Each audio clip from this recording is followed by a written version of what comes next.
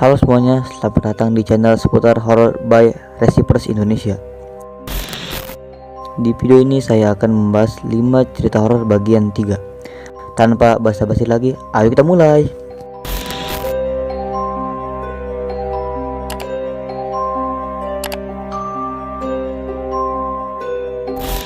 1. Pulau Hantu Rusa, Biloxi, Mississippi. Kembali pada 1. Pulau Hantu Rusa, Biloxi, Mississippi.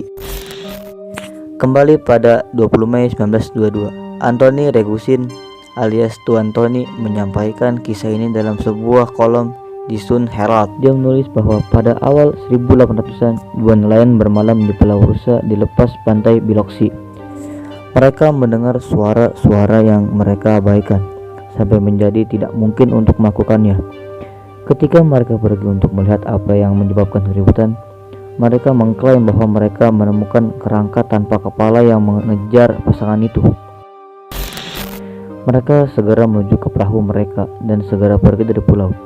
Dikatakan bahwa kerangka tulang itu milik seorang bajak laut yang kepalanya dipenggal oleh kaptennya, dan tubuhnya ditinggalkan sebagai penjaga yang mengerikan untuk menjaga harta karun yang terkubur.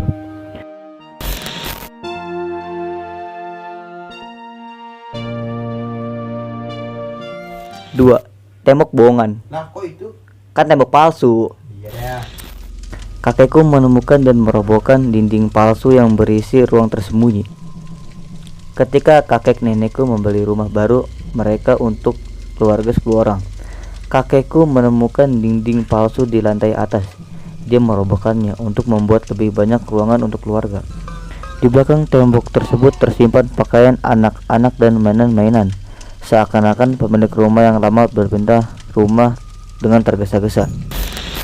Ibuku bercerita padaku ketika ia duduk di kamar tersebut dan sesuatu terlihat melingkari dinding di sekitarnya seperti wallpaper yang disobek oleh seseorang.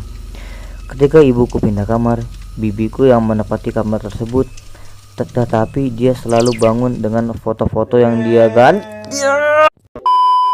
Ketika ibuku pindah kamar, Bibiku yang menempati kamar tersebut, tetapi dia selalu bangun dengan foto-foto yang digantung di dinding, bertumpuk di atas dadanya di pagi hari. Sepupu-sepupuku juga memiliki kisah-kisah tentang suara langkah kaki menaiki tangga dan berhenti di luar pintu kamar tersebut di tengah malam.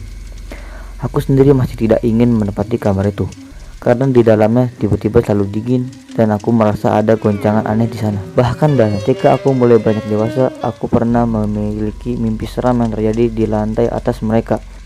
Cerita by Dick Rubenutz. 3. Tangisan baby. Serius? Ya.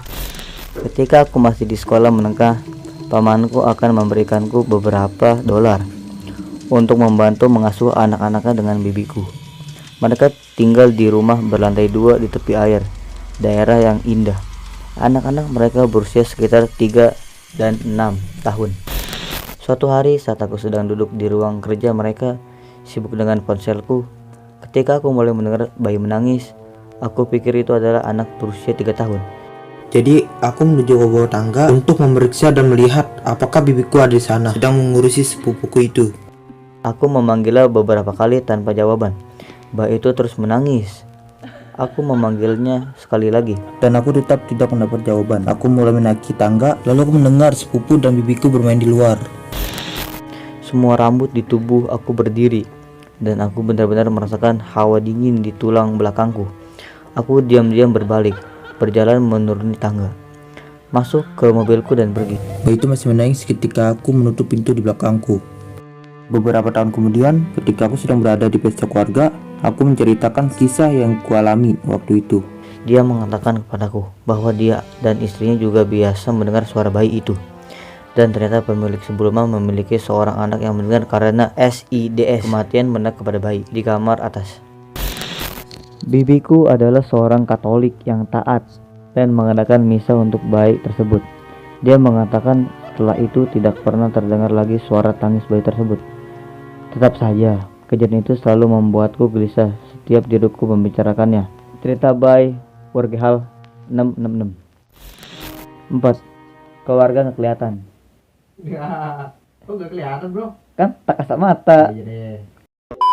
Aduh, nggak becus tadi. Nomor 4. Keluarga tak kasat mata. Lo coba itu. Seperti biasa, yang terakhir pasti di Indonesia ceritanya. Cerita yang satu ini sempat viral di forum yang bernama Kaskus. Judul dari kisah tersebut adalah Keluarga Tak Kasat Mata. Kisah ini bercerita mengenai seorang bernama Genta. Usut punya kusut. Usut kali bang. Itu di sana usut. Oh iya. Oce mulu lu. Ampun. Oke. Cerita ini bukanlah cerita fiksi, namun berdasarkan dari kisah nyata.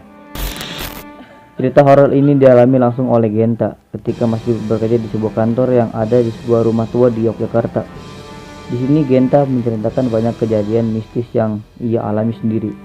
Mulai dari bertemu dengan sosok yang tidak menyenangkan, di mana sosok tersebut seringkali mengganggu dirinya dan teman-teman kantornya, seperti nenek-nenek berkerudung mau ngaji kali, kuntilanak, anak-anak yang berjalan mundur, dan hantu sundel bolong yang bernama Siti, kayak teman gua. Nomor 5. Dibantu melahirkan oleh makhluk halus. Cerita atau kisah yang kelima adalah kisah seorang perempuan yang dibantu melahirkan oleh sosok makhluk halus. Awalnya ada seorang ibu hamil yang datang ke rumah sakit untuk persalinannya. Pada akhirnya ibu tersebut melahirkan dengan lancar dan selamat. Akan tetapi saat keluar dari rumah sakit tersebut, warga yang ada di sekitar rumah sakit bertanya dengan ibu-ibu tersebut.